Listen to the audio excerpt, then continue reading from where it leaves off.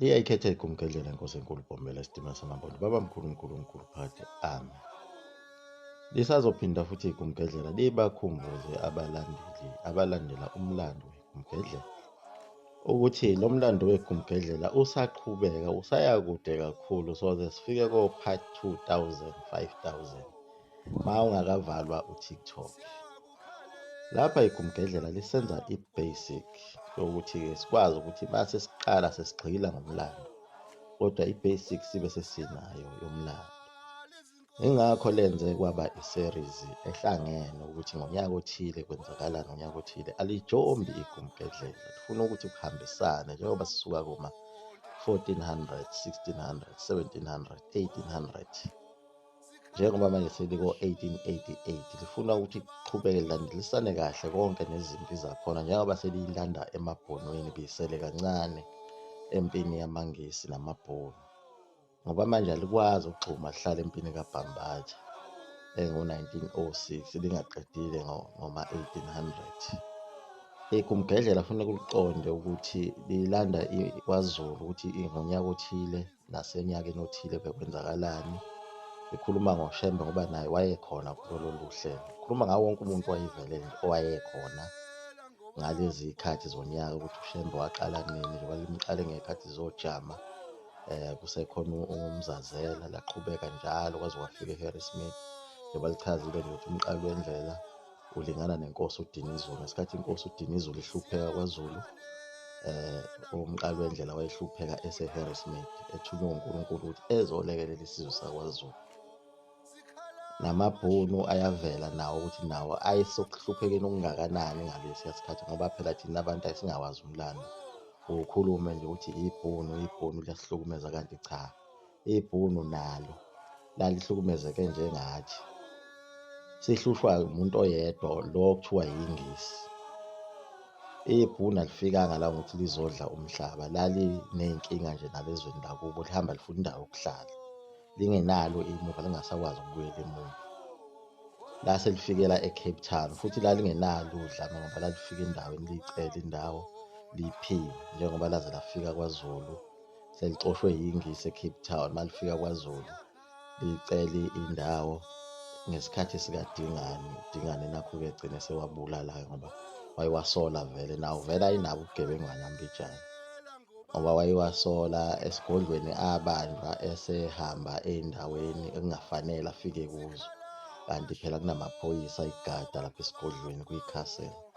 Ngesikhathi efika kulezi ndawo engafanele afike kuzo lapho kuhlala khona amakhosazana, kwakufike kube isigodlo samakhosazana eduze kwaso mase kuba khona lapho kulala khona inkosi ngoba inkosi eyayilala ekujuleni wawungafiki kalula, kufanele uqale unqamulela esigodlweni samakhosazana azokhala amakhosazana abangumsindo ukuthi mayebabo bese kunyakaza wonke umuntu ungakafiki enkosini ufuna uqale ngamakhosazana kuqala.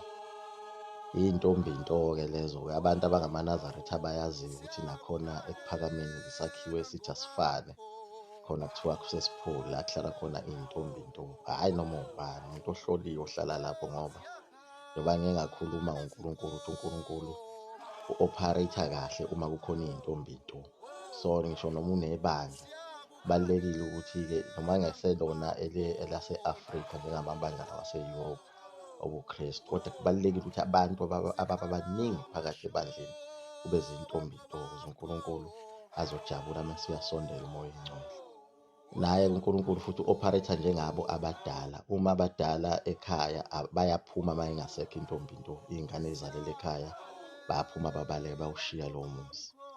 Kahle kahle uNkulunkulu naye akazwani nokuthi kwenziwe ucansi olungekho emthethweni. Once wenza ucansi nje olungekho emthethweni ngisho noma uganile noma uganiwe kodwa once waya komenza icansi nomunye umuntu olungekho emthethweni, hhayi usu-out lapho-ke, usu-out.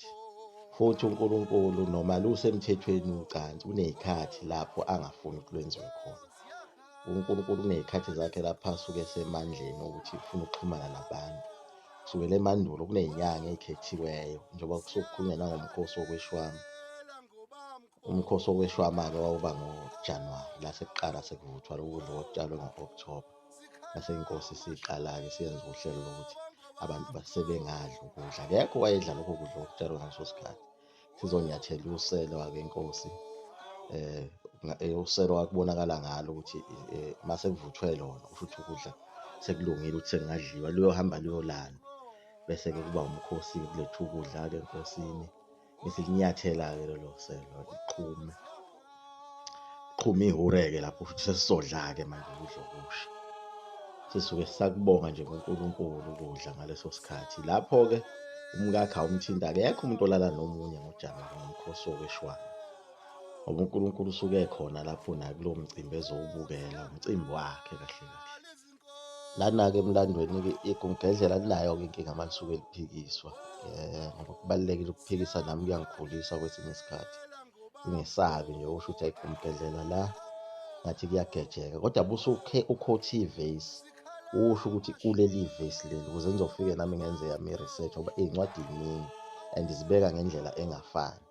Ukhothe lelo vesi uthi cha, lana uMaNkulumane wayengazalwa uSomaphunga kodwa wayezalwa ubani, yabo.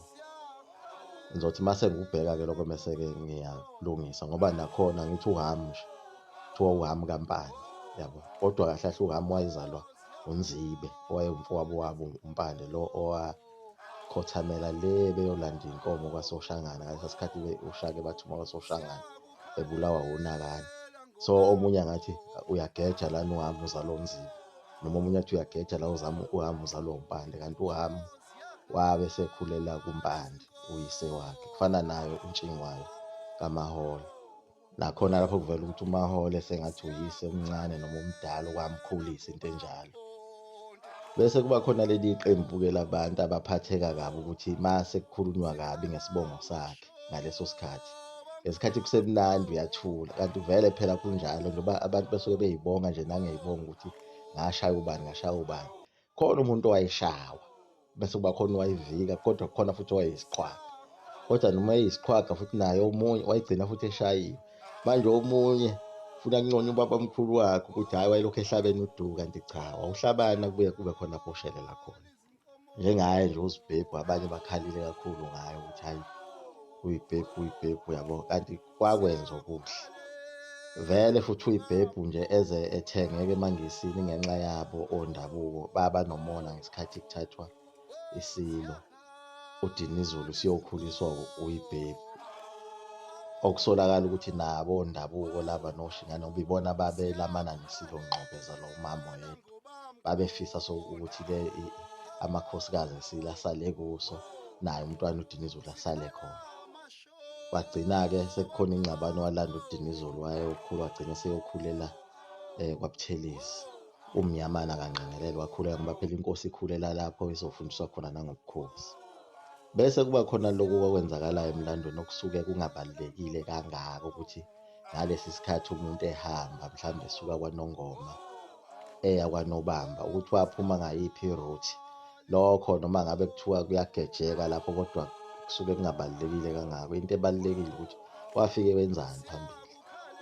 Vele obvious uma uhamba i-long distance uzochama endleleni, kodwa lokho akubalulekile ukuthi sikubange ukuthi hhayi wachama ngaphansi kwesihlahla noma wachama ngaphansi kwedwala. Lokho akubalulekile. Okubalulekile ukuthi isikhathi esuka kwaNongoma waya kwaNobamba wafike wenza lokhu ayekuthunywe yisilo. Njengoba kukhona nomlando othi isilo ucetshwayo ngesikhathi sekushisa undi laphana sekugasela abelungu, labaleka langena ehlathini engoma, bese kuthi kuthiwa wabanjwa ehlathini engoma. Kodwa kuphinde kube khona umlando othi wabanjwa emzini owawusekude buduze nalo ihlathi lasengoma, emzini wakaMboyisa. Kusho ukuthi saphuma ehlathini sesibona ukuthi ayikonakele ehlathini, ngathi masithi ngasemzini wakaMboyisa sabanjwa lapho. Okunye-ke nami ngigumgedlela ngangingekho ngaleso sikhathi. Iy'ncwadi nami engiyisebenzisayo ne-information enye engiyithola emkhosini, yabo. Uma usuke uthola umkhosi, mhlawumbe uzoya emkhosini weLembe, khona i-information ozobuya nawo lapho encane, ozoyizwa mhlawumbe nangazi iy'mbongi ukuthi uNodumehlezi kwakusukephi. Nakhona esikhumbuzweni sikaDinizulu uyakuthola futhi okunye lapho kushiwo obaba uMdletshe inyosi. Siyalithemba-ke ulwazi olusuke liqhamuke lapho, nami ngeke ngilithathe njengolwazi oluqondile, ngoba ukuba yingozi ukuzwa nje ngekhehla ubona umuntu ey'mpunga ekhanda wangakini, usuyitshela ukuthi lo muntu ukhuluma iqiniso, kanti ibhungu-ke leli kade lihlala ey'mayini, alazi lutho ngomlando. Mina nje sengingahlangana nabantu abaningi abampunga abanjalo, thothi uma usuthi uyalandela ubona ukuthi hhayi ayikho lento eyaziwayo lo muntu. Kwakuyipantsula nje laseThekwini. Hhayi, aliguqe igumgedlela, siyabonga.